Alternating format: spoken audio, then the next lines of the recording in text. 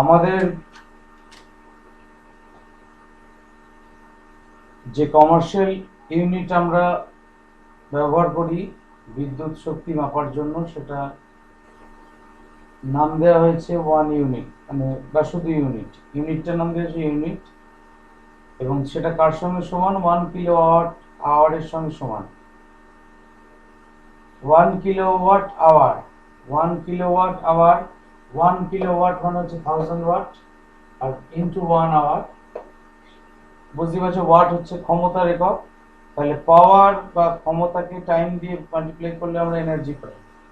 তাহলে এখানে 1 kilowatt hour মানে 1 kilowatt into 1 hour, that means 1000 watt into 1 hour. 1000 watt মানে হচ্ছে 1000 joules by 1 second into 3600 second. তাহলে গুণ করলে কি দাঁড়ায়? 3.6 ইনটু 10 টু দি পাওয়ার, এইটার জন্য 10 টু দি পাওয়ার 3, এটার জন্য 10 টু দি পাওয়ার 3, তাহলে দুটো মিলিয়ে 10 টু দি পাওয়ার 6 হচ্ছে। তাহলে জুল সেকেন্ড, তাহলে এখানে সেকেন্ড সেকেন্ড কেটে গেল, এই একটা সেকেন্ড এই একটা সেকেন্ড কেটে গেল, তার মানে রইলে পড়ে 3.6 into 10 to the power 6 joules. এটা হচ্ছে 1 কিলোওয়াট আওয়ারের ডেফিনিশন। এবং আর মানে কনভার্সন, ডেফিনিশন বলবো না, কনভার্সন যদি জুলে করি তার কনভার্সনটা এটা হয়। আর ডেফিনিশন কিভাবে দেওয়া হয়? ডেফিনিশন দেওয়া হয় এইভাবে, যে কোনো 1 কিলোওয়াট ক্ষমতা সম্পন্ন যন্ত্র যদি 1 ঘন্টা রান করে, 1 ঘন্টা যদি চলতে থাকে, সে যে পরিমাণ বিদ্যুৎ শক্তি অন্য প্রকার শক্তিতে রূপান্তরিত করে, সেই পরিমাণ বিদ্যুৎ শক্তিকে আমরা 1 কিলোওয়াট আওয়ার বলবো। If any electrical apparatus runs of optimal power 1 kilowatt runs for 1 hour, then the electricity consumed by electrical energy consumed is equal to 1 kilowatt hour.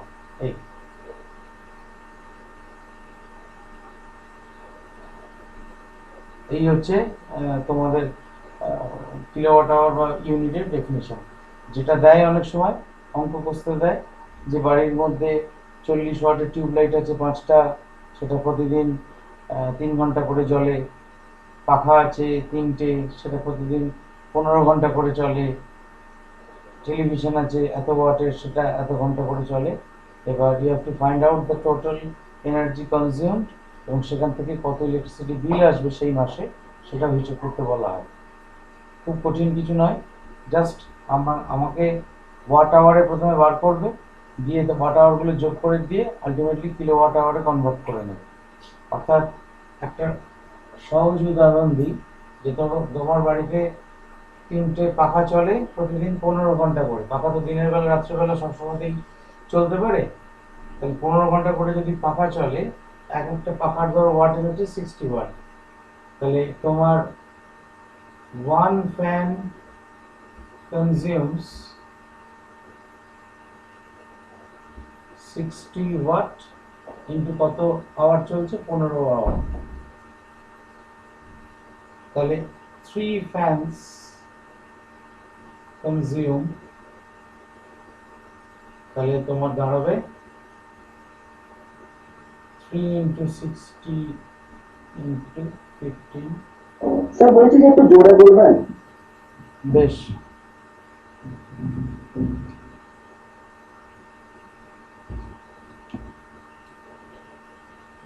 তাহলে 3টে পাখা কতটা কনজিউম করছে? 3 ইন্টু 60 ইন্টু 15, মানে 3 দিয়ে এটাকে গুণ করলে 6×90, 90। হ্যাঁ, 5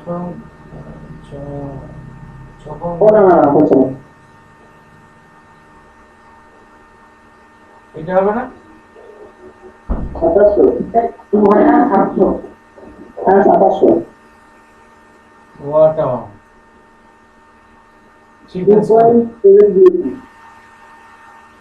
ইন এটা এটা একদিনে, তাহলে ইন 30 days, আমি 1 মাস যদি উল্লেখ করে না দেওয়া থাকে, ধরো বলে দিল আগস্ট 2000, আগস্ট মাসের বিল কত হবে, তখন কিন্তু এটা যদি মাস উল্লেখ করে দেয় তাহলে 30 কি 31 থেকে করবে, আর যদি মাস উল্লেখ না করে দেয় বিলকুল 30, তাহলে 2700 ইন্টু 30 ওয়াট আওয়ার, তাহলে 321 সাথে 2 3 6 2 8 81,000 ওয়াট আওয়ার, মানে হচ্ছে 8.1 kWh বা 8.1 ইউনিট। তাই হচ্ছে তো? স্যার এইচপিএম দিয়েছি হবে না? আরেকটা শূন্য বাড়বে না? হ্যাঁ স্যার। 2700 321। স্যার ঠিকই আছে, এইচপি1 দিয়েছি হ্যাঁ হবে না? হ্যাঁ হ্যাঁ, তাই তো, পয়েন্টটা দিয়ে দিয়েছি ভুল করে। 81 কিলোওয়াট আওয়ার বা 81 ইউনিট, ঠিক 81 ইউনিট, তাহলে কারেন্ট পড়বে 30 দিনে। তাহলে তোমার 1 ইউনিটের দাম যদি দেওয়া থাকে তাহলে 81 ইউনিটের দাম কত হিসেব করতে পারবে। আর আরও একটা কথা, সেটা হচ্ছে যে এখানে শুধুমাত্র একটা পাখা ধরে হিসেব করলাম, এরপর এর সঙ্গে আলো, এর সঙ্গে টেলিভিশন ইত্যাদি আরও যোগ করা থাকতে পারে, রেফ্রিজারেটর, তাহলে প্রত্যেকটা আলাদা আলাদা করে কনজিউম কত হবে সেটা বার করবে, করে এরকম টোটাল করবে, করে এবার রেট অফ ইলেকট্রিসিটি বা রেট অফ ইলেকট্রিক্যাল এনার্জি যা দেওয়া থাকবে তার সঙ্গে মাল্টিপ্লাই করলে total electrical bill in a particular month কত হয়েছে সেটা বেরিয়ে যাবে। এটা খুব জটিল কিছু নয়, কিন্তু একটুখানি মাথা ঠান্ডা রেখে করতে হবে। আমি এখানে মাথা ঠান্ডা রাখতে পারলাম না বলে আমার এখানে পয়েন্টটা বসে দিয়েছিলাম, যোগ বিয়োগ গুণ ভাগে ভুল হয়ে যায় বড্ড। বেশ, লাস্ট যে টপিকটা ম্যাগনেটিজমের আগে আছে সেটা হচ্ছে কি বলে ওটাকে,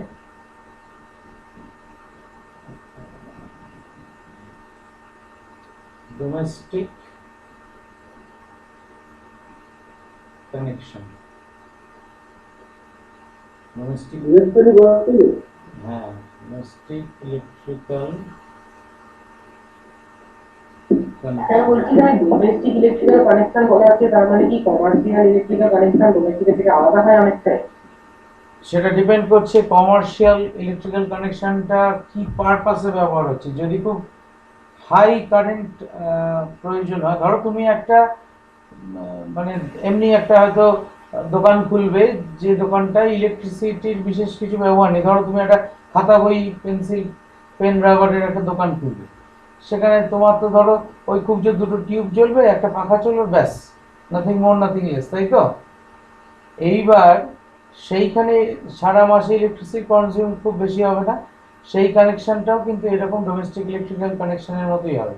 কিন্তু তুমি একটা আটা ভাঙা গম ভাঙানোর কল তৈরি করবে, আটা কল তৈরি করবে, সেই আটা কলে ধরো তুমি ওই ইলেকট্রিক্যাল এনার্জিটাকেই কাজে লাগিয়ে তুমি ওই মেশিনটা চালাতে চাইছো, অর্থাৎ ওই গম ভাঙানোর যে মেশিনটা, তা ব্যাপারটা হচ্ছে সেই ক্ষেত্রে তোমার কিন্তু ইলেকট্রিক্যাল কানেকশনটা আলাদা রকমের হবে। সেখানে আমাদের এই সিঙ্গেল ফেজ লাইন ব্যবহার করা যায় না, সেখানে 3 ফেজ লাইন ব্যবহার করতে হয় খুব হেভি ডিউটি ইনস্ট্রুমেন্টসের ক্ষেত্রে। অর্থাৎ কমার্শিয়াল লাইন সিঙ্গেল ফেজের হলে এইরকমই হয়, কমার্শিয়াল লাইন 3 ফেজের হলে আলাদা রকমের হয়। আমাদের স্কুলে যেমন ধরো, স্কুলটা কোনো দোকান নয়, তা সত্ত্বেও কিন্তু 3 ফেজ লাইন ঢুকেছে, কারণ স্কুলের কনজামশন অনেক বেশি। আমাদের স্কুলে সব শুধু লাইব্রেরিতে 4টে, হেড স্যারের ঘরে 2টো, কম্পিউটার ল্যাবে 2টো, মোট 8টা এসি সবসময় প্রায় চলে, মানে যখন স্কুল চলতে থাকে গরমকালের দিকে। এবার 8খানা এসি চলছে, এরপরে বিভিন্ন জায়গায় ওই আনন্দ কাকুরা ওইখানে চা করছে, ওই ওভেন জেলে, ওই যে কি যেন ইন্ডাকশন ওভেন জেলে, সারা স্কুল বাড়িতে অতগুলো ক্লাসরুম, তো সেইখানে 4-5টা করে পাখা আছে, কোথাও কোথাও টিউবও চলছে, ল্যাবরেটরিগুলোতে চলছে।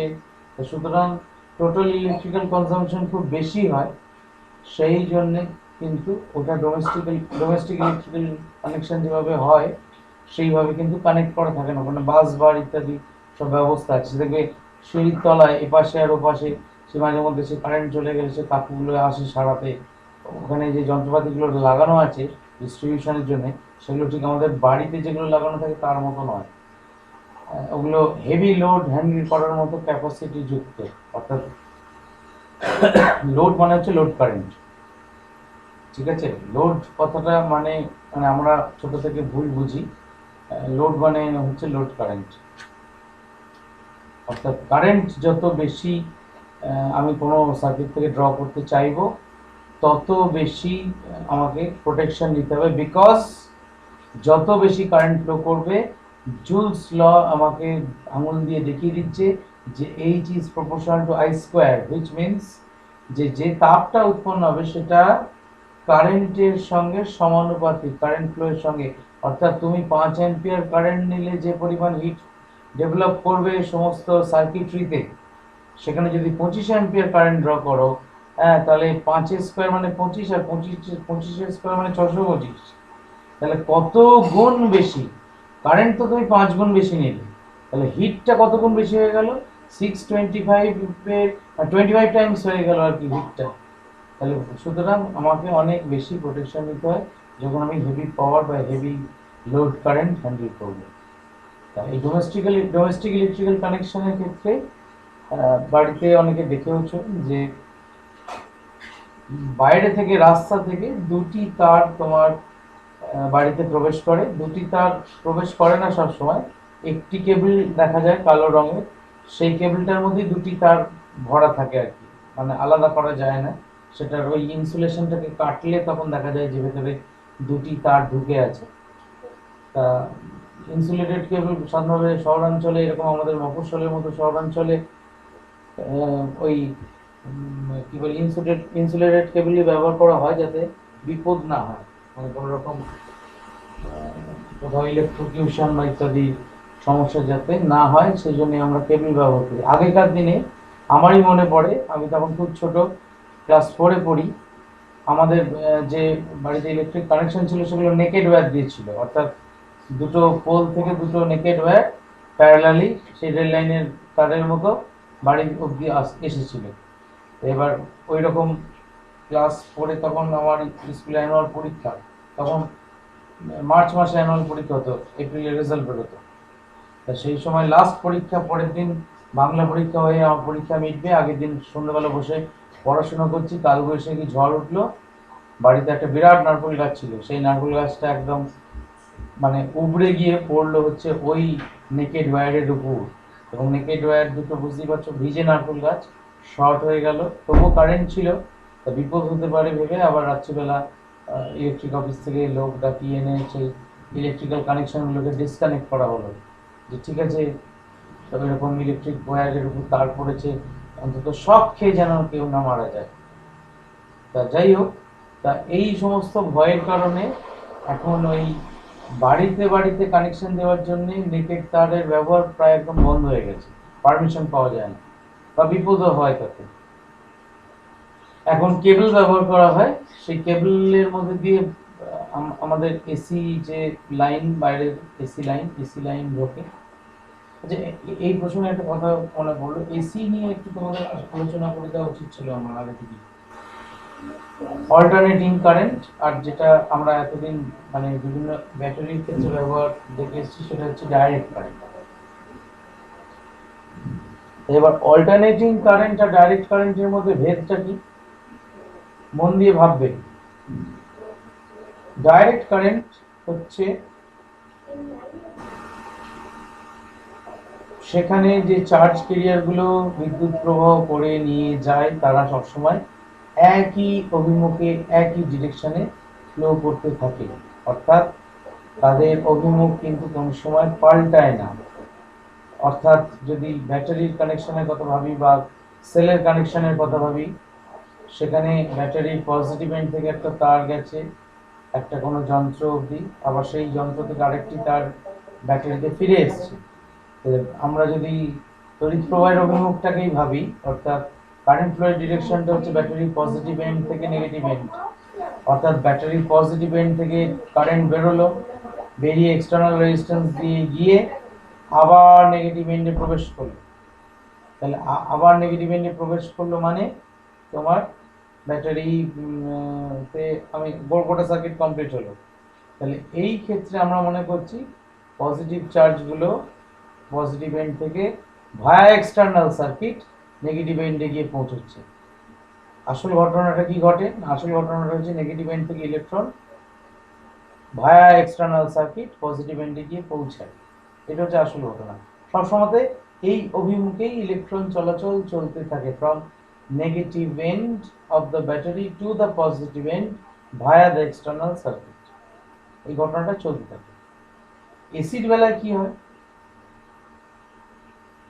এসিড বেলায় ধরো একটা এসি সোর্স আছে, এসি সোর্সের সিম্বল হচ্ছে এইরকম। এইখানে একটা, ধরুন আমি একটা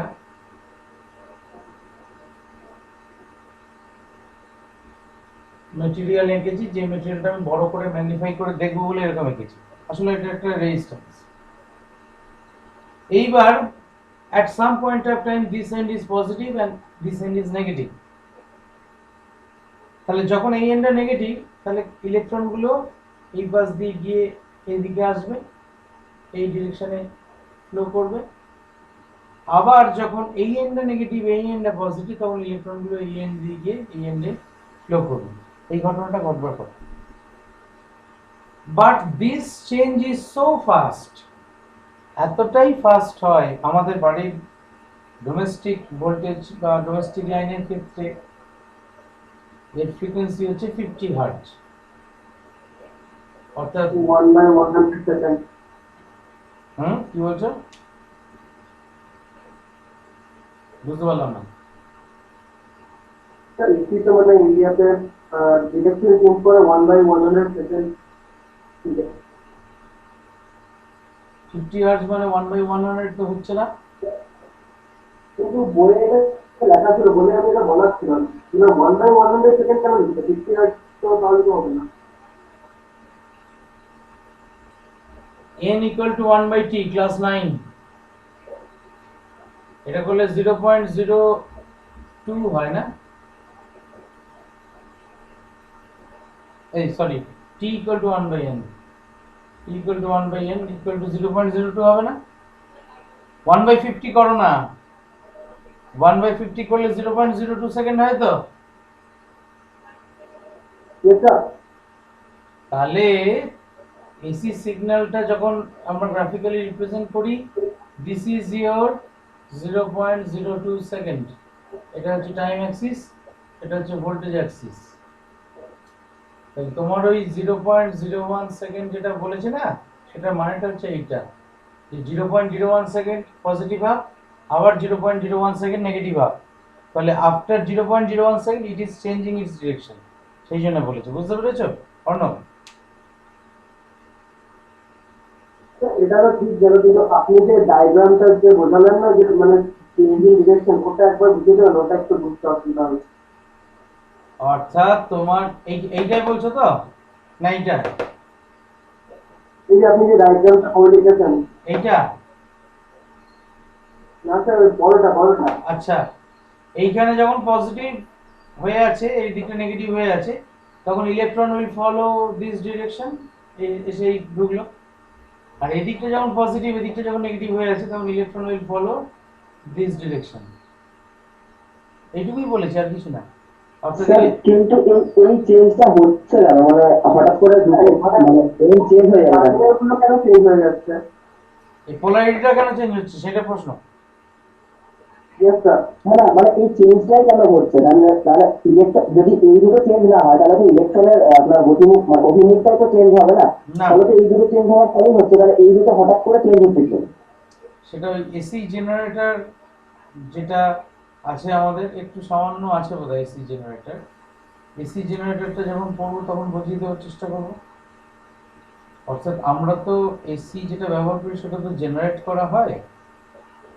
এসি মানে এসি পাওয়ারটা আর কি, এসি পাওয়ারটা জেনারেট করা হয়। জেনারেট করা হয় মানে বাই মেকানিক্যাল মিনস, অর্থাৎ একটা আর্মেচার ঘোরানো হয় একটা ম্যাগনেটিক ফিল্ডের মধ্যে, তার ফলে একটা ওই তোমরা পড়বে আর কি, একটা ফ্যারাডেস ল।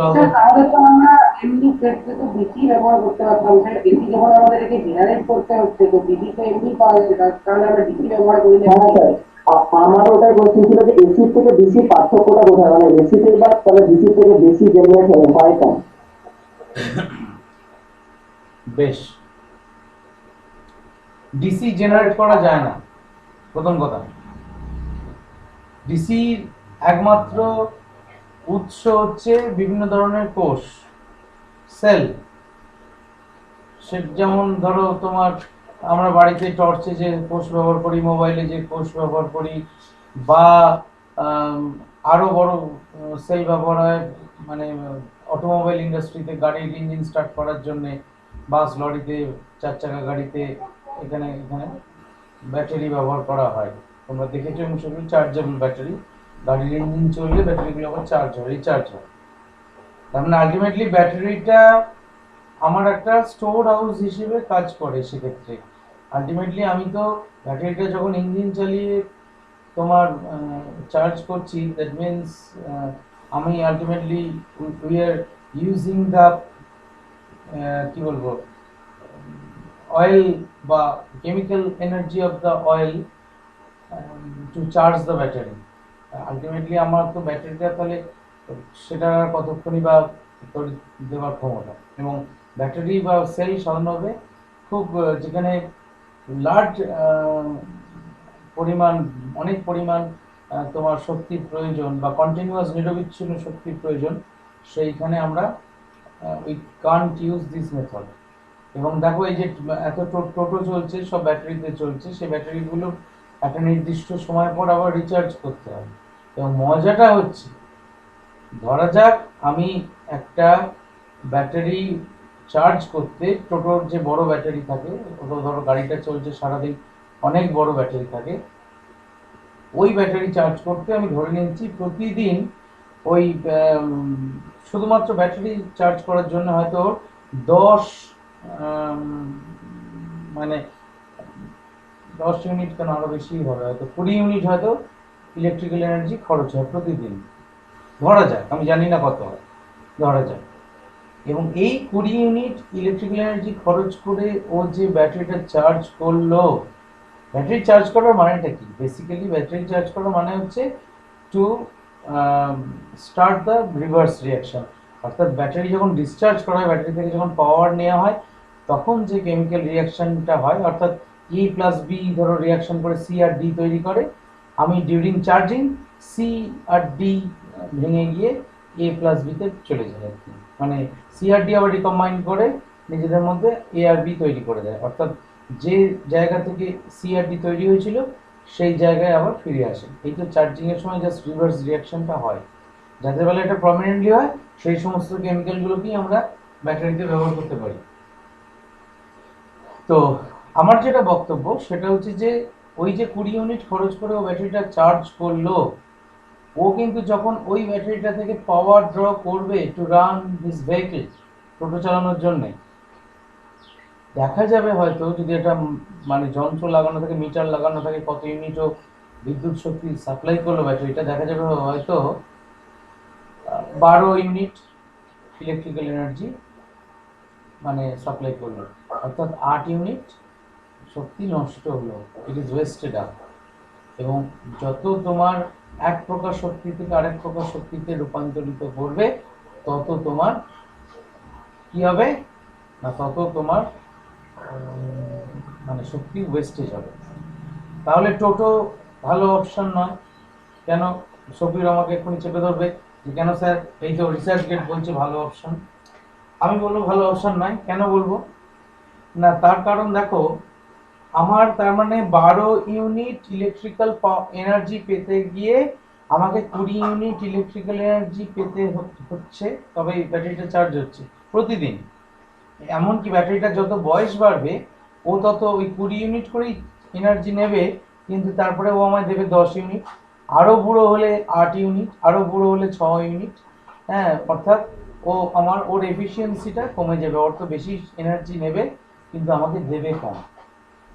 তা এই এনার্জিটা, অর্থাৎ ও যে ওই 20 ইউনিট এনার্জিটা, ইলেকট্রিক্যাল এনার্জিটা মানে কনজিউম করলো, that energy is being produced in the thermal power plant by burning fossil fuels.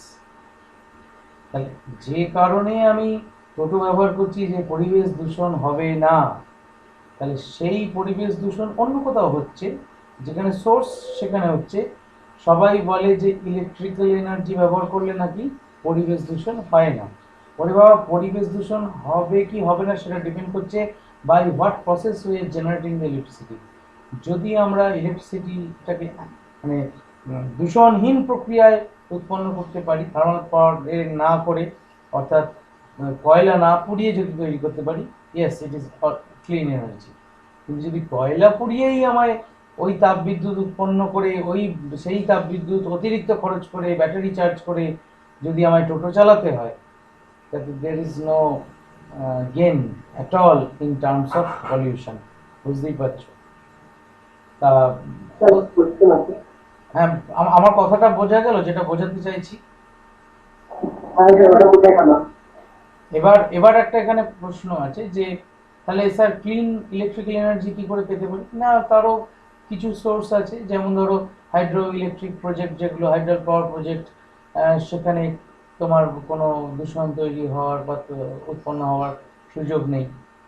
বা ওই যে অন্যান্য যে সমস্ত শক্তিগুলো বললাম, যেমন তোমার sir solar energy. Solar energy নিয়ে আসছি। তার আগে ওই সমুদ্রের টাইডাল কারেন্টসের জন্য যে শক্তি উৎপন্ন হয়, এখন মাঝে মধ্যে আমি ফেসবুকে দু একটা পেজ দেখতে পাই, মানে নতুন নতুন ডেভেলপমেন্ট হচ্ছে কোথায় এনার্জি প্রোডাকশনের, সেখানে ওই সি ওয়েভসটাকে, হ্যাঁ টাইডাল এনার্জি বা সি ওয়েভসটার যে অটোমেটিক মানে একটা সময় অন্তর অন্তর যে ওঠানামা, সেইগুলোকে কাজে লাগিয়ে মানে ফ্লোটার লাগিয়ে অনেক হিউজ অ্যামাউন্ট অফ এনার্জি তৈরি করা যাচ্ছে। যাই হোক, তা এই সমস্তগুলো এগুলো ক্লিন এনার্জি একদম। সোলার এনার্জি যেটা অর্ণব প্রশ্ন করলে, সেই প্রশ্নটার উত্তর দিই। সোলার এনার্জি কি করে পাওয়া যায়? না, সোলার সেল থেকে। আমাদের স্কুলের ছাদে লাগানো আছে, স্যার বহুবার দেখেছি। ধুলো পড়ে যায়, কেউ ধুলোটা পরিষ্কার করে না, ওর এফিসিয়েন্সি দিন দিন আরও হ্রাস পেতে থাকে। যদি প্রতিদিন কেউ একটু জল দিয়ে ধুয়ে দিত রোগড়ে, এখানে ধুলোটাও পরিষ্কার করে দিত, তাহলে ওর এফিসিয়েন্সিটা একটু বাড়তো, আরও বেশি কারেন্ট তৈরি করতে পারে। তো যাই হোক, এই সোলার এনার্জি, আমার একটা কোশ্চেন আছে। দাঁড়াও আগে শেষ করি। সোলার সেল যে তোমার ব্যবহার করা হয়, এই সোলার সেল কোথা থেকে তৈরি হয়? সিলিকন থেকে। মানে সিলিকনের প্রধান উৎস হচ্ছে বালি, স্যান্ড, সিলিকা, SiO2, ওটা সিলিকন ডাইঅক্সাইড। এই সিলিকন ডাইঅক্সাইড থেকে সিলিকা, বুঝতেই পারছো, বালি দেখবে গরম করলেও কিছু হয় না। বালি দিয়ে বাদাম ভাজা হয়, বালি দিয়ে অন্যান্য ছোলা ভাজা তৈরি করা হয়, মুড়ি ভাজা হয়, ইত্যাদি হয়। মানে বালিকে গরম করলে বালির কিছু হয় না। বালিকে গলাতে গেলে, to melt silicon dioxide, we need very very high temperature, প্রচণ্ড হাই টেম্পারেচার দরকার। এবং ওই সোলার প্যানেল তৈরি করার জন্য, সোলার সেল তৈরি করার জন্য সিলিকন যতটা পিওর সিলিকন আমার প্রয়োজন, সেই পিউরিটি অবটেন করতে গেলে সিলিকনকে গলাতেই হয়, এবং তার জন্য huge amount of thermal energy, electric মানে দরকার হয়। সেই থার্মাল এনার্জিটা আসে সেই কয়লা পুড়িয়ে।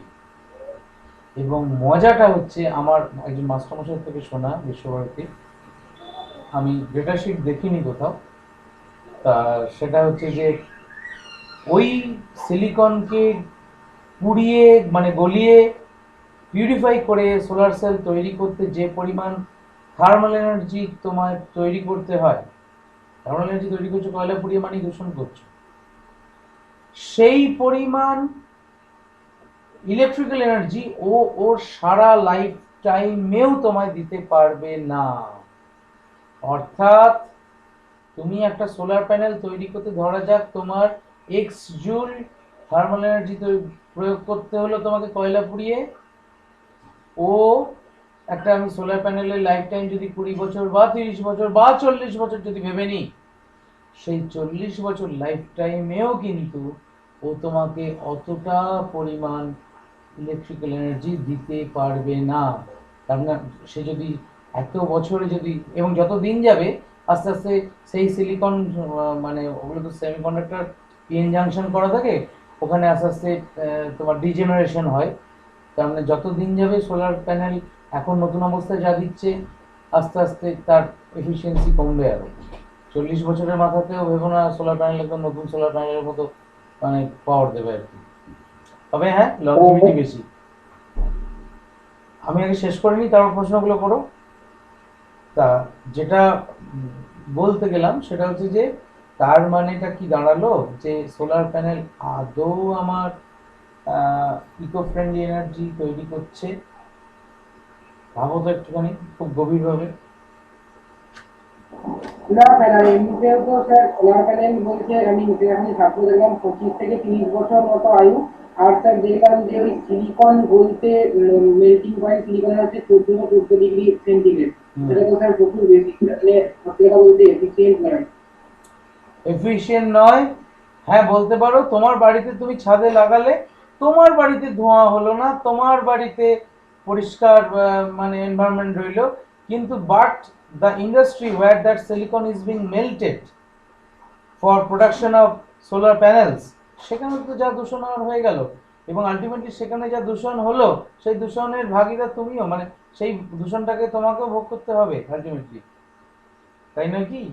সুতরাং সোলার প্যানেল খুব ভালো বিকল্প নয়, ইট is not at all a good alternative. সেই জন্য বোধহয় তোমাদের কোনো এক সময় বলেছিলাম যে বর্তমানে সোলার এনার্জিকে কাজে লাগিয়েই আমরা বিভিন্ন রকম এনার্জি সোর্সের কথা ভাবছি, তার মধ্যে একটি হচ্ছে গুরুত্বপূর্ণ হচ্ছে সোলার টাওয়ার। এবং মজাটা হচ্ছে আমি শুনেছিলাম ভারতবর্ষে থর মরুভূমিতে প্রথম সোলার টাওয়ার বসানোর পরিকল্পনা করা হয়, but for some fictitious reasons that project has been cancelled. মানে ভারতবর্ষ সারা পৃথিবীর মধ্যে এই সোলার টাওয়ার বসানোর যে কৃতিত্ব সেটা প্রথম পেত। আজ থেকে বহু বছর আগে এই প্রজেক্টটা কথা ভাবা হয়েছিল। তো যাই হোক, এই জিনিস নেই। সোলার টাওয়ার বর্তমানে অনেক দেশেই ব্যবহার হয়, অস্ট্রেলিয়াতে তো খুবই হয়। হ্যাঁ, কিছুই নয়, একটা সোলার টাওয়ারের মজা হচ্ছে জাস্ট একটা বিরাট চিমনি, এবং চিমনির যত হাইট বাড়ানো হবে তত এফিসিয়েন্সি বাড়বে। ওই চিমনিটা তৈরি করাটাই একটু কষ্টকর। বলা হচ্ছে যে সোলার টাওয়ারের এফিসিয়েন্সি বাড়াতে গেলে প্রায় 1 কিলোমিটার লম্বা একটা চিমনি তৈরি করতে পারলে ভালো হয়। 1 কিলোমিটার মানে 1000 মিটার উঁচু। এবং বুঝতে পারছি ঝড় বৃষ্টি ইত্যাদিতে সেই চিমনি যাতে না পড়ে যায় সেই জন্য তার রেইনফোর্সমেন্ট দিতে হবে চার চারদিক থেকে, যাতে ঝড়ের দাপটে সেই চিমনি হেলে না যায়। সেই রকম জায়গাতে তোমার কনভেকশন কারেন্ট ফ্লো করবে, অর্থাৎ হাওয়া গরম হবে, গরম হয়ে টাওয়ার দিয়ে উঠবে, এবং মোটামুটি দেখা গেছে ওই সোলার টাওয়ারের মধ্যে দিয়ে যাওয়ার ফলে এয়ারের টেম্পারেচার, যেটা আমরা এমনি সাধারণ রুম এয়ার টেম্পারেচার হয়তো 25 ডিগ্রি সেলসিয়াস কি 30 ডিগ্রি সেলসিয়াস বাইরে, সেই এয়ারটাই যখন ওই সোলার টাওয়ারের মধ্যে দিয়ে পাস করছে প্রায় 70-80 ডিগ্রি সেলসিয়াস টেম্পারেচার হয়ে যাচ্ছে। এতটাই গরম হয়ে যায়। ওই গ্রিন হাউস এফেক্টকে কাজে লাগানো হয় ওইখানে। দেখবে এখানে পড়বে একটা ফানেলের মতো থাকে, এইরকম ছবিটা দেখতে হয় আর কি। Catchment area of the air বলে, এরকম টাইপের থাকে, এরকম টাওয়ার, আর এইদিকে এরকম এরকম টাইপের। এই জিনিসটা ওই 1 কিলোমিটার করতে বলা হয় যাতে এফিসিয়েন্সি বাড়ে। আর এইখানটায় ফাঁক থাকে, এরকম এরকম খুঁটির উপরে এই জিনিসটা বসানো থাকে, তাহলে খুব কোল্ড এয়ার এখান দিয়ে ঢোকে। তাহলে এইবার এখান দিয়ে সূর্যের আলো পড়ছে, এটা হচ্ছে সানলাইট, এটা হচ্ছে কোল্ড এয়ার। তাহলে এইখানটা এই জায়গাটা আসলে transparent plastic sheet, plastic or glass sheet. তাহলে এই সানলাইটটা কি করছে, এই কোল্ড এয়ারটা একবার দেখো ভেতরে ঢুকে গেলে এই ফানেল শেপটার জন্য আর চট করে বেরিয়ে আসতে পারছে না। এইবার সানলাইট কি করছে, এই ভেতরে এয়ারটাকে গ্রিন হাউস এফেক্টের জন্য গরম করছে, এবং সেই এয়ারটা গরম হয়ে কোথা দিয়ে যাচ্ছে, এইখান দিয়ে উঠছে, এবং যত উঠছে তার কাইনেটিক এনার্জি বাড়ছে, ভেলোসিটি বাড়ছে, এবং ভেলোসিটি বাড়ার জন্য এই নলের মধ্যে আমার ওই বা এই নলের সামনেটায় ওই ইয়ে থাকে আর কি, টারবাইন লাগানো থাকে ব্লেডওয়ালা। এই বাতাসের যে ঠেলা, সেই ঠেলাতে পাওয়ার প্রোডাকশন হচ্ছে। এবং মজার ব্যাপার হচ্ছে মেলাতে দেখানো হয়েছিল সোলার টাওয়ার। তোমরা দেখি এয়ারফোন ট্যাঙ্কে এটাই ফাংশনিং দিয়েছিল। তো তোমরা দেখিয়েছিলে? না স্যার, এটা আপনি বুঝিয়ে দিয়েছিলেন। সে বিক্রমকে ও দেখেছিল। আচ্ছা আচ্ছা আচ্ছা আচ্ছা, হ্যাঁ হ্যাঁ ঠিক, এবার মনে পড়েছে, সব ভুলে যাই। ঠিক। তা এইটাতে একটা সুবিধা হচ্ছে, it can function in day and night both. দিনের বেলা তো সূর্যের আলো, রাত্রিবেলা কি চাঁদের আলোয় হয় স্যার? না, চাঁদের আলোয় হয় না। মজাটা হচ্ছে চাঁদের আলোর অত জোর নেই। জিনিসটা রিজেক্ট করে। অর্থাৎ এই যে সানলাইটটা পড়ছে এইখানে যে গ্রাউন্ড আছে, মাটিটা গরম হয়ে যায় ওই ঠিক গ্রিন হাউস এফেক্টের কারণেই। বাইরের আশপাশের মাটি থেকে এই মাঝখানে মাটিটা বেশি গরম হয়ে যায় এবং during night time it radiates heat, এবং সেই হিটটা এই ভেতরের এয়ারটাকে গরম করে উপরে পাঠায়। রাত্রিবেলা একটু প্রোডাকশন লেভেলটা কমে যায় ঠিকই, কিন্তু একদম টোটালি বন্ধ হয়ে যায়। অর্থাৎ দিনের বেলা হয়তো বেশি পাওয়ার পাওয়া যায়, কিন্তু রাত্রিবেলা একদম পাওয়া যায় না তা নয়। তা যাই হোক, এইটা একটা ভালো বিকল্প এবং এটা ক্লিন সোর্স অফ বলতে পারো পাওয়ার, কিন্তু আমরা করতে পারিনি। সোলার প্যানেল বলে লোকে লাফাচ্ছে, মানে আমি তাদের ওই প্রশ্নটা করি তারা কিছু বলে না, বা তারা জানে না আর কি যে আমাকে ওইটা কত আমাকে করতে হচ্ছে, মানে তার জন্য কত কয়লা পোড়াতে হচ্ছে। তো যাকে আমরা অন্যদিকে চলে আসছি আস্তে আস্তে, এসিতে ছিলাম আমরা। এই এই- এই যে এই যে বিভিন্ন উপায়, মানে এটা তো মেকানিক্যাল উপায়, এখান থেকে এসি জেনারেট হচ্ছে, কিন্তু এখান থেকে ডিসি জেনারেট হচ্ছে না। এখানে ওই আর্মেচার ঘুরছে, এসি ইজ বিং জেনারেটেড। কিন্তু সোলার সেল, সেল তো সেটা এক ধরনের কোর্স, তো তাহলে কেমিক্যাল সেল যদি ডিসি জেনারেট করে তাহলে সোলার সেলও ডিসি জেনারেট করবে। এবং আমাদের অনেকের কাছেই আছে ক্যালকুলেটরের উপরে একটা ছোট্ট সোলার প্যানেল লাগানো থাকে, ক্যালকুলেটর কাজ করে, ব্যাটারি দরকার পড়ে না। তার মানে সেটা আলটিমেটলি তোমার কি হয় না, সেটা আস্তে আস্তে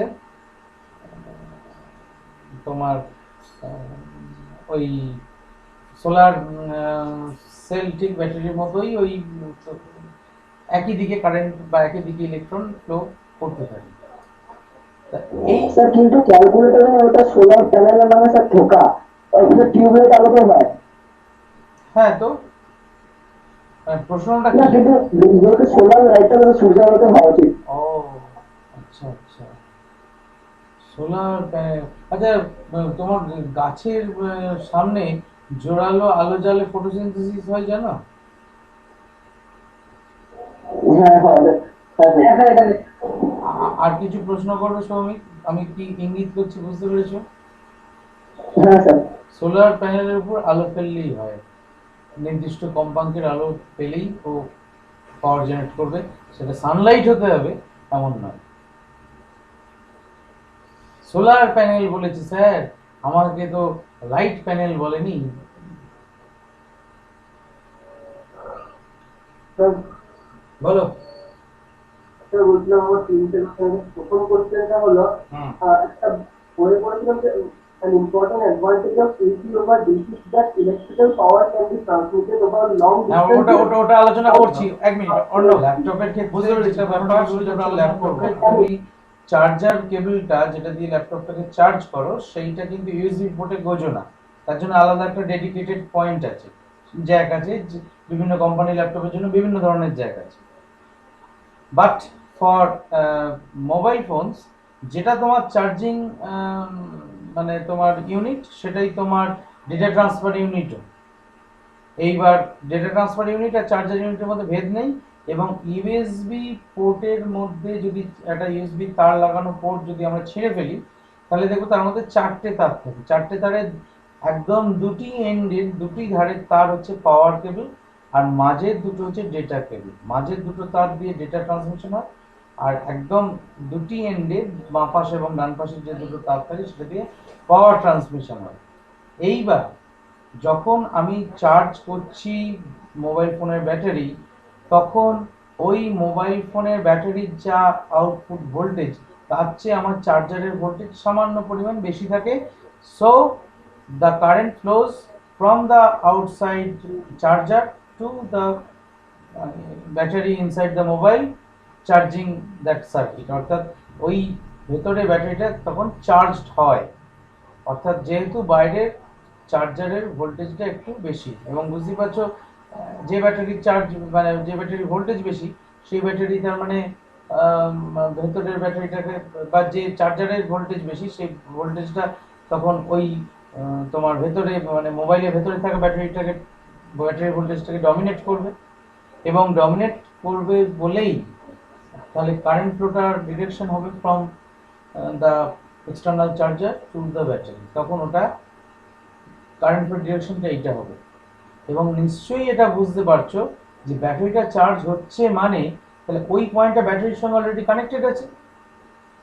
এইবার যখন আমি ওই অর্ণব যে প্রশ্নটা করলে সেইটার উত্তরে বলি, ওই তারটা যখন তুমি একটা এক্সটার্নাল ফ্যান ট্যান কিছুর সঙ্গে লাগাচ্ছ, তার মানে আলটিমেটলি মোবাইলের মধ্যের অংশটা কিন্তু অলরেডি ওই দুটো পয়েন্ট ওই মোবাইলের ব্যাটারির সঙ্গে অলরেডি কানেক্টেড। এইবার সে দেখছে কি, সে দেখছে যে আমার সঙ্গে একটা মানে কিছু একটা জোড়া হলো, যেটা কোনো আমার ভোল্টেজ সাপ্লাই দিচ্ছে না, বরঞ্চ আমার থেকে ইট ইজ ডিমান্ডিং সাম পাওয়ার। তাহলে তখন ব্যাটারিটা কি করবে, it will act as a supplier of electricity, এবং সে তখন ওই তার দিয়ে ইলেকট্রিক কারেন্ট পাঠাবে এবং তোমার বাইরের ফ্যানটা এক্সটার্নাল ফ্যানটা ঘুরতে থাকবে। অর্ণব, বোঝাতে পারলাম কি বললাম? একবার লাস্টের জায়গাতে করবেন, একটু বুঝতে অসুবিধা হলো। আচ্ছা, ধরো তোমার এই ধরো তোমার মোবাইল ফোন, এইখানে মোবাইল ফোনে ব্যাটারি আছে, এই মোবাইল ফোনের ব্যাটারির এইটা হচ্ছে ধরো পজিটিভ এন্ড, এইটা হচ্ছে নেগেটিভ এন্ড। তুমি এইখানে এর সঙ্গে ওই এটা গুঁজেছো, অর্থাৎ ইউএসবি পোর্টটা গুঁজেছো, দিয়ে এখানে চার্জারে প্লাগ ইন করেছো। এই ধরো চার্জারে প্লাগ ইন করা আছে। এইবার তখন কি হচ্ছিল, তখন তোমার এর ভোল্টেজটা এখানে, এর ভোল্টেজটা ধরো V1, এর ভোল্টেজ এই যে সাপ্লাই লাইনে যে ভোল্টেজটা দিচ্ছিল সেটা ধরো V2। আর V2টা যদি V1 এর চেয়ে বড় হয় তখন আমার ইলেকট্রিক্যাল এনার্জি এই ডিরেকশনে ফ্লো করছে। কিন্তু যখন এইসব খুলে দিয়ে তুমি এটা চার্জ হয়ে গেছে ধরো ব্যাটারিটা, তুমি এবার একটা এক্সটার্নাল একটা কিছু একটা কানেক্ট করেছো, ধরো একটা প্লেন রেজিস্ট্যান্স কানেক্ট করেছো, তাহলে তখন এখানে তো এটা তো কোনো ভোল্টেজ সাপ্লাই ইউনিট নয়, তাহলে এই বরঞ্চ মানে ডিসিপেটিং ইউনিট।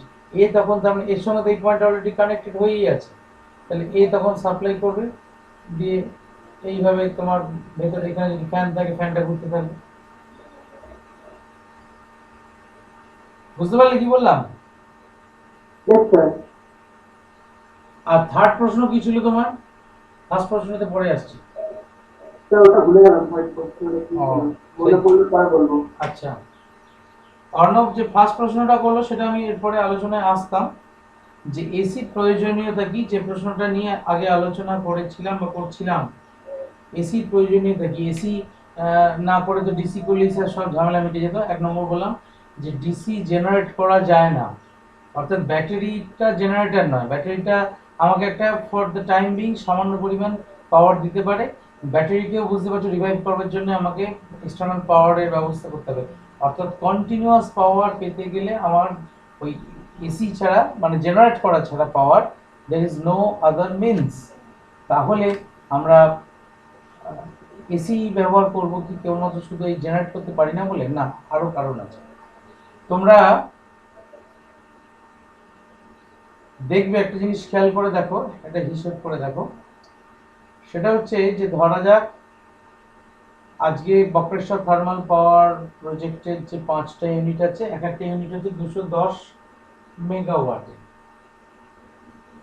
এই পরিমাণ আমাদের পশ্চিমবঙ্গে মোট কটা পাওয়ার প্ল্যান্ট আছে না, সিএসসি পাওয়ার প্ল্যান্টগুলো যদি বাদ দিই আর ওই দুর্গাপুরের যে ইন্ডাস্ট্রিয়াল পাওয়ার প্ল্যান্ট সেগুলো যদি বাদ দিই, এমনি আমাদের এই West Bengal power development corporation লিমিটেডের আন্ডারে মোট 5টা পাওয়ার প্ল্যান্ট আছে। বক্রেশ্বর, কোলাঘাট, এদিকে ব্যান্ডেল, সাগরদিঘি আর সাঁওতালদিঘি, 5টা প্ল্যান্ট আছে। তার মধ্যে এক একটা কতগুলো করে ইউনিট আছে যা আছে। এবার তার মানে প্রত্যেকটা জায়গায় পাওয়ার প্ল্যান্ট নয়, যে প্রত্যেকটা ডিস্ট্রিক্টে একটা করে পাওয়ার প্ল্যান্ট আছে তা নয়, বা প্রত্যেকটা শহরের কাছাকাছি একটা করে পাওয়ার প্ল্যান্ট আছে সেটাও সম্ভব নয়। এই 210 মেগাওয়াট পাওয়ার জেনারেট করছে এক একটা ইউনিট। আমাদের বক্রেশ্বরে মোট 5টা unit, 210 into 5 1050 megawatt total production হয়, ম্যাক্সিমাম প্রোডাকশন এটা করতে পারে। এই 210 মেগাওয়াট পাওয়ার জেনারেট করে ধরা যাক, আমি জানি, আমি খোঁজ নিয়েছি, এই পাওয়ার বক্রেশ্বরে বলাগড়ে পাঠানো হয়। বলাগড় হচ্ছে হুগলি জেলার একটা জায়গা, বলাগড়ে পাঠানো হয়। বলাগড় এখান থেকে যদি একদম তুমি একটা সরলরেখা বরাবর দূরত্ব মাপো, বরাবর এখান থেকে কম করে বলছি অন্তত 150 কিলোমিটার দূরত্ব হবে, মানে নট লেস দেন 150 কিলোমিটার। ঠিক আছে, এইবার 150 কিলোমিটার দূরে তোমাকে পাওয়ার পাঠাতে হবে। আমরা কি করব না, আমরা পাওয়ার পাঠাবো, পাওয়ার 210 মেগাওয়াট পাওয়ারই পাঠাবো। এই 210 মেগাওয়াট পাওয়ার যে পাঠাবো আমরা, ইলেকট্রিক্যাল এনার্জি, এটাকে ধরো ডাব্লিউ দিয়ে লিখি, ডাব্লিউ বা এইভাবে লিখো, ইলেকট্রিক্যাল এনার্জি ইকুয়াল টু ধরনের পাওয়ার ইনটু টাইম। আচ্ছা, এবার electrical energy per unit time, এটাই পাওয়ার, দরকার নেই এর বেশি। আমরা একটা সহজ উদাহরণ নিই। 1000 ওয়াটের একটা হিটার, ইলেকট্রিক্যাল হিটার, বাড়িতে সবারই না থাক অন্তত দেখেছো বা শুনেছো। বা 100 ওয়াট ল্যাম্প, 100 ওয়াট যে ল্যাম্প আমরা ব্যবহার করে থাকি, সেই 100 ওয়াট ল্যাম্প, যেগুলো ওই ফিলামেন্ট ল্যাম্প আর কি, সেই রকম ল্যাম্প খানিকক্ষণ জ্বালানোর পর কেমন গরম হয়?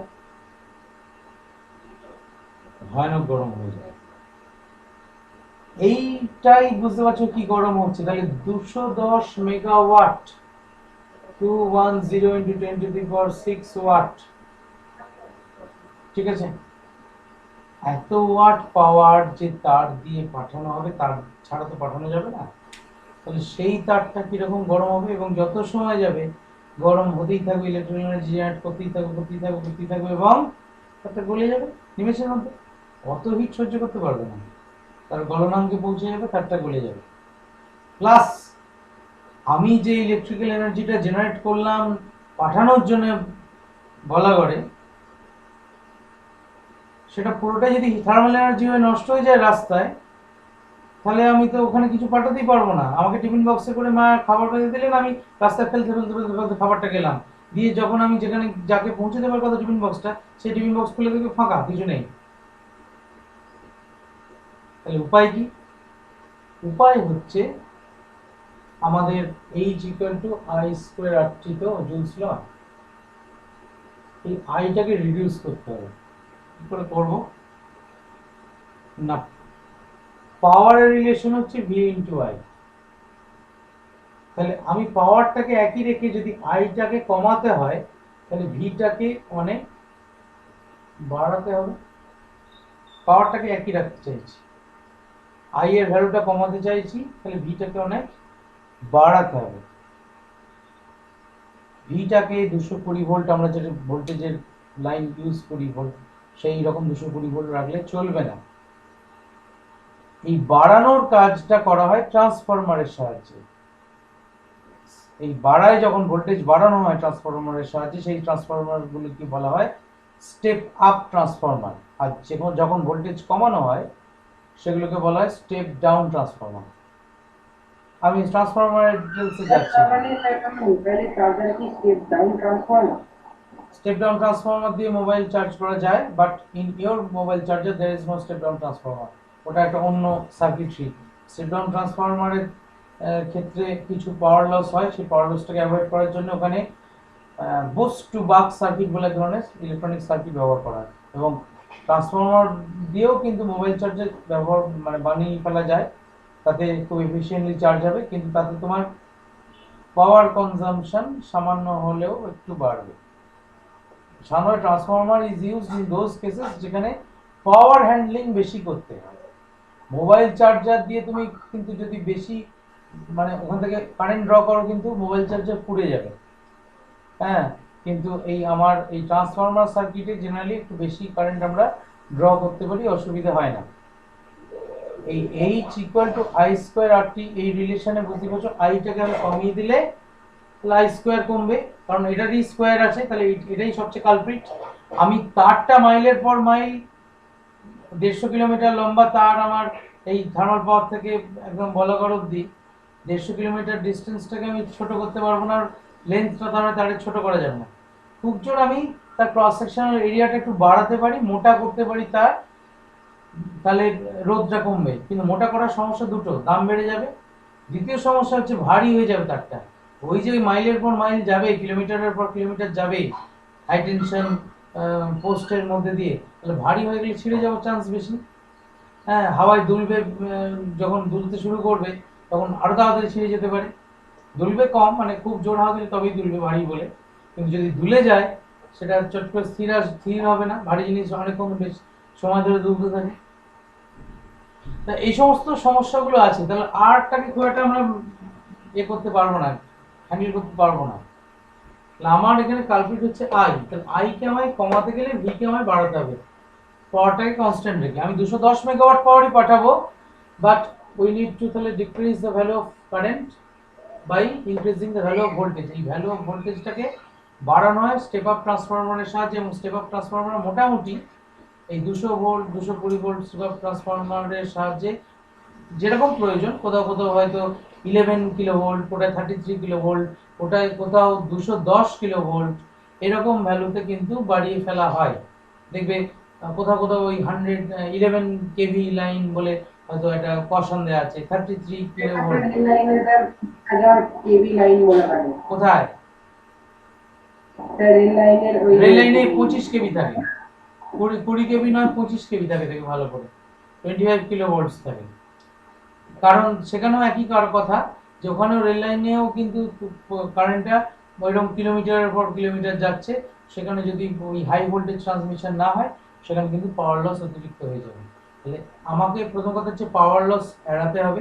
আমি নিশ্চয়ই যেখানে তৈরি হচ্ছে বিদ্যুৎ সেখানেই সব বিদ্যুৎটা খরচ করব না, এত বিদ্যুৎ এখানে খরচ করা যাবে না, তাহলে আমায় ডিস্ট্রিবিউট করতে হবে।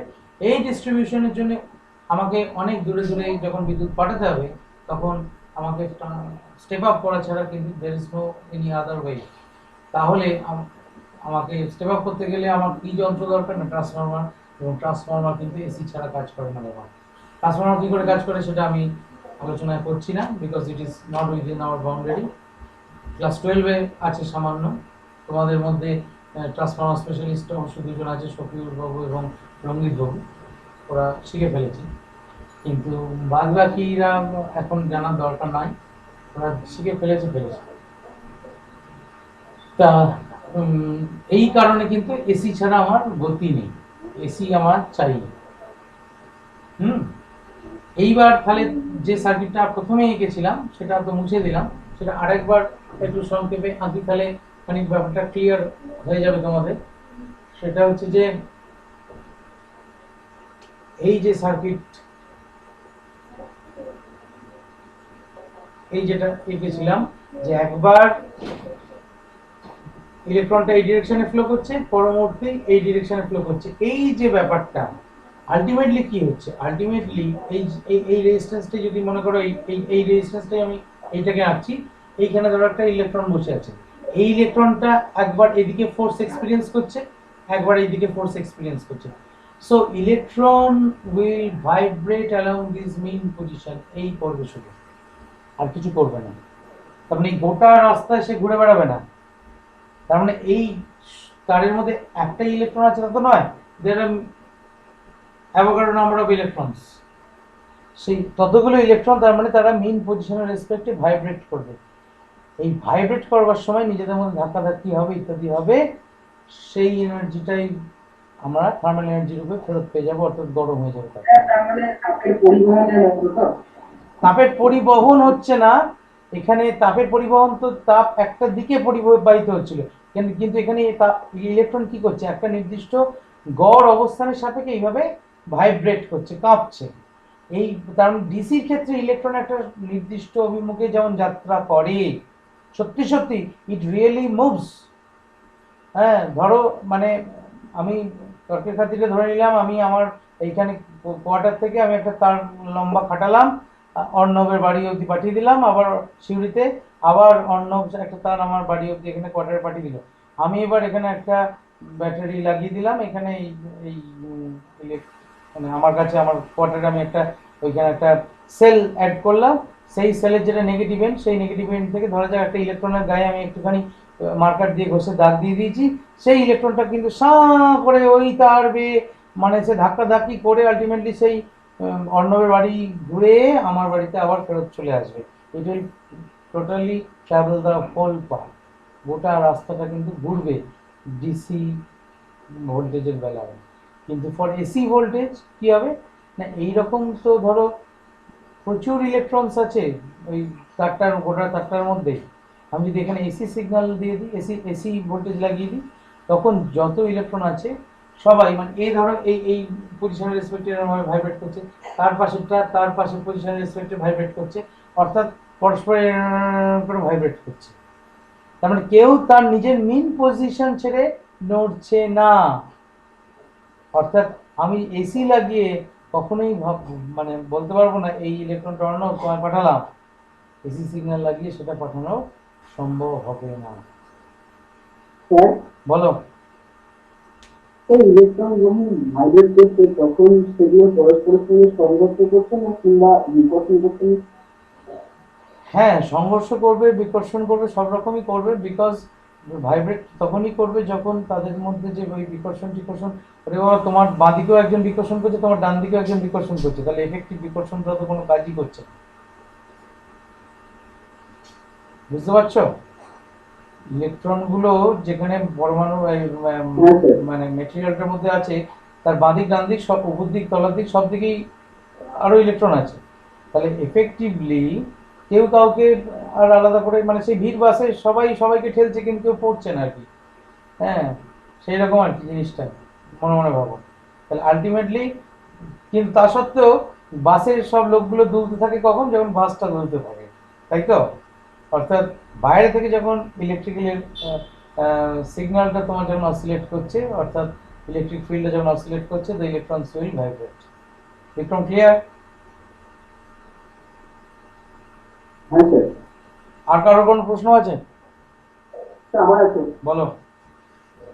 স্যার, বলছিলাম একটা আর্টিকেলে পড়েছিলাম যে মানে ইউএসএ তে জেনারেলি কারেন্ট এই ট্রান্সমিশনের জন্য কারেন্টের লস হয় 6%, আর ইন্ডিয়াতে হয় সেটা 46%। মানে এটা কেন? এটা কেন? আমার মানে তারের ডিফারেন্স কি না অন্য কিছু? আমার সেটা জানা নেই, জানো, আমাকে একটু দেখে বলতে হবে কেন হয়। অনেক কারণ থাকতে পারে, ওরা হয়তো ছোট ছোট পাওয়ার ইউনিট বা পাওয়ার স্টেশন খুব লোড কম ডিস্টেন্স, এখান থেকে যেমন সেই 150 কিলোমিটার দূরে পাওয়ার পাঠানো হচ্ছে, ওখানে হয়তো 150 কিলোমিটার দূরে পাঠানো হয় না, বড় যে 10 কিলোমিটার দূরে পাঠানো হয়। হ্যাঁ, এই ডিস্টেন্স ট্রান্সমিশনে প্রচুর লস হয়। ওরা হয়তো ওই ছোট ছোট পাওয়ার স্টেশন কিছুটা দূরত্ব অন্তর অন্তর করে রেখেছে, মেবি, আমি জানি না, এটা না জেনে বলা উচিত হবে না।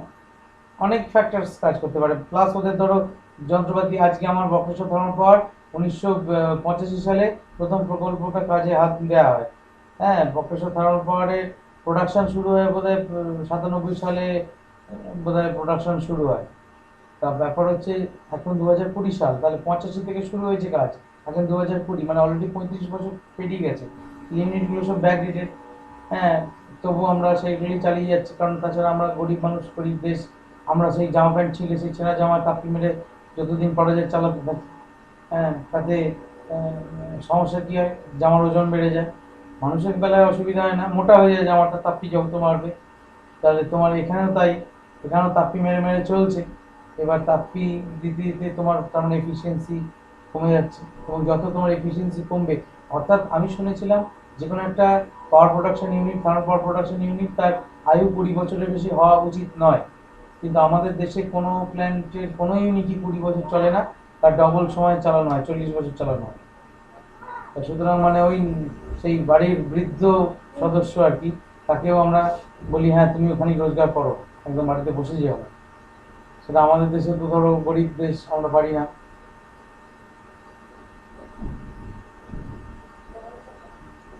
বুঝতে পারা গেল? Yes, sir. আর একটা লাস্ট প্রশ্ন আছে। হুম। আমি আপনাকে একবার একটা ভিডিও পাঠিয়েছিলাম, মনে আছে? দুটো নেকেড ওয়্যার যাচ্ছিল, তার মধ্যে একটা মানে ভিজে কাঠ ছিল। কি ছিল? কিসের আওয়াজ হচ্ছে? ও স্যার, আমাকে শুনতে ওরা ফোন করছে।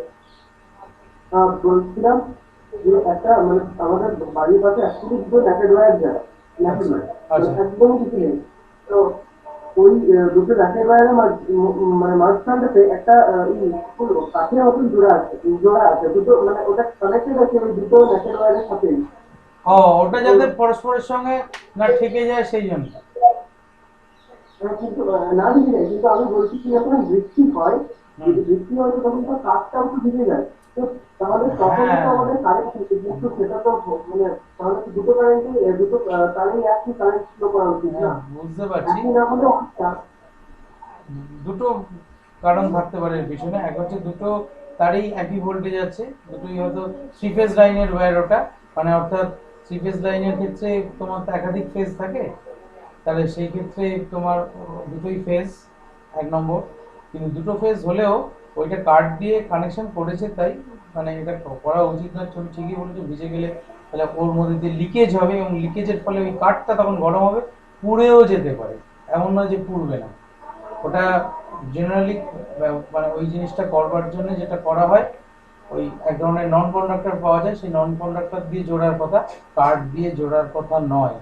তো সেটা অ্যাভেলেবল নেই, কার্ড দিয়ে করে দিয়েছে। এবং জাস্ট তারপরে যে ওরা কার্ডটা ব্যবহার করে যাতে প্রত্যেকটা ওয়্যারের সঙ্গে প্রত্যেকটা ওয়্যারের ডিস্টেন্সটা যেন ফিক্স থাকে, এইটা এনশিওর করে। কিন্তু তাতে যে ওই কার্ডটাই কন্ডাক্ট করে দিতে পারে সেটা হতেই পারে, কন্ডাক্ট করে না এমন তাও নয়। There is also some power loss in this way.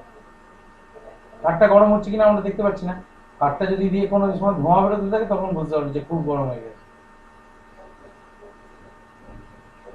Okay sir. আচ্ছা, আমরা পরের ক্লাসে ইলেকট্রোম্যাগনেটিজম শুরু করব। এর ছাড়া তোমাদের একটা জিনিস বলা বাকি রয়ে গেল, সেটা হচ্ছে ডোমেস্টিক কানেকশনটা। ডোমেস্টিক কানেকশনটা দেখো লিখে রেখেছি কখন থেকে, বলা আর হয়নি। ডোমেস্টিক কানেকশনটা সংক্ষেপে বলে দিই। সেটা হচ্ছে বাড়ির যে লাইন ঢোকে তার মধ্যে একটা তো হচ্ছে নিউট্রাল লাইন, আর একটা হচ্ছে লাইভ লাইন, এন দিয়ে লেখা হয়। এইটা প্রথমে ঢোকে হচ্ছে মিটার বক্স, এটা হচ্ছে এমবি লিখলাম মিটার বক্সটা। এরপর মেন সুইচ, এসডব্লিউ। মেন সুইচের মধ্যে ফিউজ আছে, মেন ফিউজ বাড়ির। এইবার এই লাইন চলতে লাগলো। এবার তোমার যা যা দরকার তুমি এইখান থেকে একটা তার নামিয়ে নিয়ে আসবে, আর এইখান থেকে একটা তার নামিয়ে নিয়ে আসবে। এইভাবে কানেকশন করবে। এখানে আলো জ্বালাও, পাখা চালাও, এবং সবসময় মনে রাখবে সুইচটা, ধরো আলোর সুইচ, তুমি আলো জ্বালাবে, সুইচটা সবসময় লাইভ ওয়্যারে দেবে। লাইভ ওয়্যারে হাত দিলেই আমরা শক খাই, নিউট্রাল ওয়্যারে হাত দিলে আমরা শক খাই না। আমাদের যে 220 ভোল্ট বাড়ির যে এসি, এইটা আসলে কিরকম হয় জানো, এই ভোল্টেজটা সময়ের সঙ্গে সঙ্গে এরকম বাড়ে তারপর আবার কমে, এই জিনিসটাই চলতে থাকে। এই দিকটা হচ্ছে তার মানে প্লাস বি, এদিকটা মাইনাস বি, এবং মোটামুটি এই এতটা হচ্ছে 220 ভোল্ট।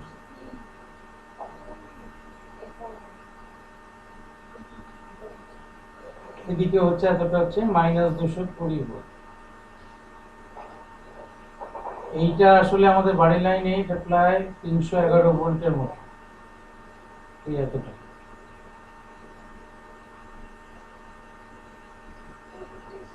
এইটুকু হচ্ছে 220, এইটুকু হচ্ছে 220, একটু কম। আর এই ম্যাক্সিমাম হচ্ছে 311 ভোল্ট।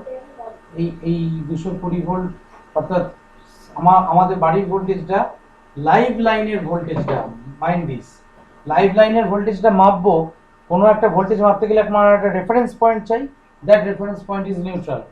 লাইভ লাইনের ভোল্টেজটা প্রথমে জিরো থেকে বাড়তে বাড়তে বাড়তে বাড়তে +311 ভোল্ট, এটা মাইনাস চিহ্নটা দিইনি, +311 ভোল্ট অব্দি বাড়লো, আবার কমে কমে জিরো হলো, আবার -311 ভোল্ট অব্দি বাড়লো, আবার কমে জিরো হলো।